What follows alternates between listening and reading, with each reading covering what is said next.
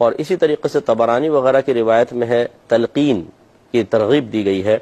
وہ اس طریقے سے حدیث ہے کہ سرکار نے فرمایا جب تم مردے کو دفنا چکو اور لوگ چلے جائیں تو کوئی ایک سرانے بیٹھ جائے اور مردے کو مخاطب کر کے یوں کہے اے فلاں بن فلانا.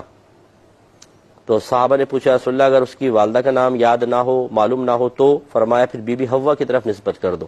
جیسے اکرم نام ہے تو اکرم بن حوا یوں کہہ دو اگر اس کی اصل ماں کا نام معلوم نہیں. سرکار فرماتے ہیں جب تم پہلی مرتبہ کہو گے تو مردہ سنے گا لیکن اس کا جواب نہیں دے گا.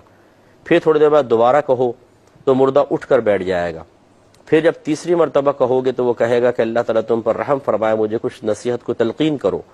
تو پھر اس وقت تم یہ کہو یعنی ہمیں تو نہیں سن رہا ہوگا تھوڑے تھوڑے وقفے سے پہلی مرتبہ اس کو پکاریں پھر تھوڑی دیر ٹھہر کے پھر پکاریں پھر تھوڑی دیر ٹھہر کر پھر پکاریں اور اب اس کو جب ہمیں ایسا محسوس ہو کہ اب یہ جواب دے چکا ہے جیسے حدیث میں ہے تو پھر یوں اس کو یاد دلائیں کہ تم یاد کرو جو تم دنیا میں کہتے آئے کہ اللہ تبارک و تعالی میرا رب ہے, محمد صلی اللہ علیہ وسلم میرے نبی اور رسول ہیں, قرآن میرا امام ہے اور اسلام میرا دین ہے.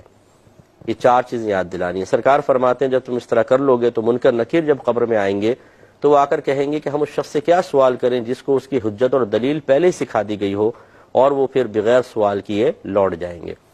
یہ بھی دیکھیں حدیث میں مضمون آیا.